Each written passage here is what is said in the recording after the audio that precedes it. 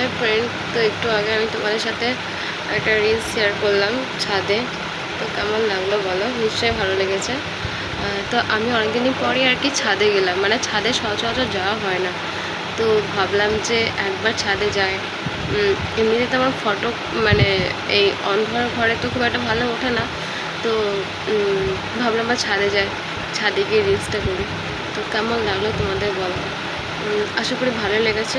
শুধু ভালো লাগলে দেখে চলে গেলে হবে না, প্লিজ রিলসে একটু এঙ্গেজ থাকো, একটু লাইক কমেন্ট শেয়ার এসব করো, ফলো করো প্লিজ। ফলোটা না করলেও হবে, কারণ যা বন্ধু আছে তাতে আমার হয়ে যাবে আপাতত। কিন্তু প্লিজ তোমরা দেখে চলে যাচ্ছ, এটা করো না। অবশ্যই একটু রিয়াকশান দাও, লাভ কেয়ার লাইক বাও এসব রিয়াকশান দাও, ঠিক আছে? কারণ দেখে চলে যাওয়া মানে তো সেই ভিউ হওয়া, শুধু এঙ্গেজমেন্ট না বাড়ালে কি আর হয়? তোমরা যদি না এরকমভাবে সাপোর্ট করো তাহলে কি আর ভালো লাগে বলো? তো তোমরা প্লিজ একটু এঙ্গেজমেন্ট বাড়াও। কারণ আমি যার পরিবারে যাই তাকে আমি এঙ্গেজমেন্ট দিই, মানে এঙ্গেজমেন্ট বলতে তাকে রিয়াকশান দিই। তার লাইভে গেলেও ইভেন তার কোনো টেক্সট পোস্ট হলে তাকে সেখানে রিয়াকশান দিই, লাভ রিয়াকশান বাউ রিয়াকশান কেয়ার রিয়াকশান দিই, এবং ভালো লাগলে আর 2-3টে কমেন্ট করি। তো এটা একটা এঙ্গেজমেন্ট বাড়ানো, তাই না? এঙ্গেজমেন্ট বাড়ালে তোমরা যত এঙ্গেজমেন্ট বাড়াবে আমি তত তোমার পরিবারে যাব। দেখো, বিনিময় প্রথা সবেতেই আছে, কোথায় বিনিময় প্রথা নেই? কিন্তু কিন্তু পরিবারে আসা যাওয়াটা তো লাগতে হবে না, মানে একদিন এলাম 2 দিন এলাম না, এরকম তো করলে হবে না। যেমন কোনো আত্মীয়র বাড়িতে আমরা একদিন গেলে সে আত্মীয়টা কী বলবে, এ মানে তো শুধু স্বার্থের জন্য এসছে।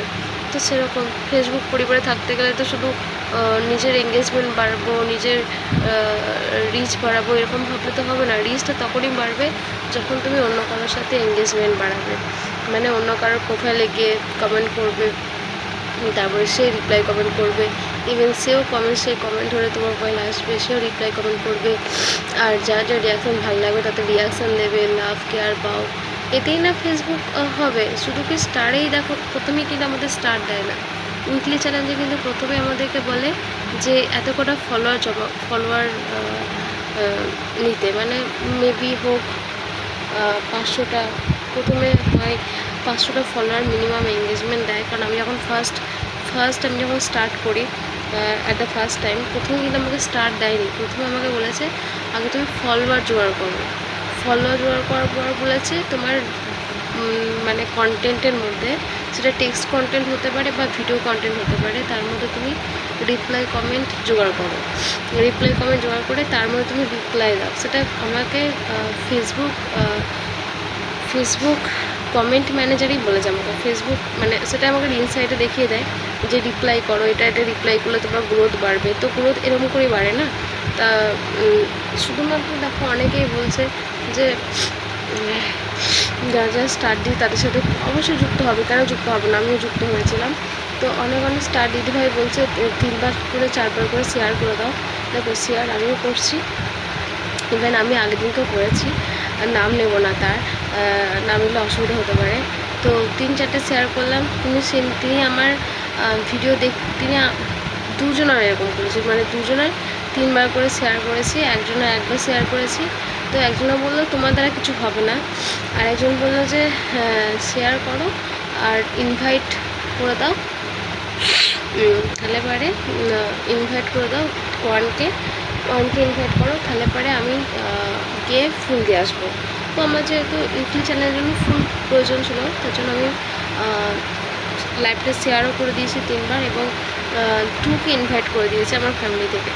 তো তারপরে কোনো রেসপন্স পেলাম না বলে আজকেও যেহেতু চোখের সামনে দেখলাম লাইভ হচ্ছে, তো নো পাত্তা। কারণ এরকম শুধু চেনা মানুষদেরকেই মানে আসন দেব, বা চেনা মানুষদেরকে পাত্তা দেবো আর অচেনা মানুষদেরকে পাত্তা দেবো না, এরকম করলে কোনো জায়গায় দেখা যাবে না। সেটা ফেসবুক হোক আর নিজের পরিবারেই হোক। তোমার নিজের পরিবারে যদি পাশের জন্য তোমার নিজের পরিবারের একজন মানুষ আসলো, এবং সেই সময়তেই তোমার পাড়ার একজন মানুষ আসলো, তো তোমাকে দুজনকেই সমানভাবে প্রেফারেন্স দেওয়া উচিত, সমানভাবে প্রায়োরিটি দেওয়া উচিত। কারণ প্রায়োরিটি তুমি যাকে যেমন দেবে তুমি তার কাছ থেকে সেরকম প্রায়োরিটি পাবে। সেটা আমার মায়ের কাছে শিক্ষা আমার, ঠিক আছে? আমার পারিবারিক শিক্ষা আমার। তো এটা বেশিরভাগ ফেসবুকেরই মানে আছে যে সঙ্গে সঙ্গে রিপ্লাই কমেন্ট করা, কিন্তু আবার অনেকজনেরই আছে যে আবার মানে চিনো না চেনা, দেখো না দেখা, ইগনোরেন্স। তো এই ইগনোরেন্সটা ফেসবুকে থাকলে মনে হয় না কোনো কাজের কাজ হবে।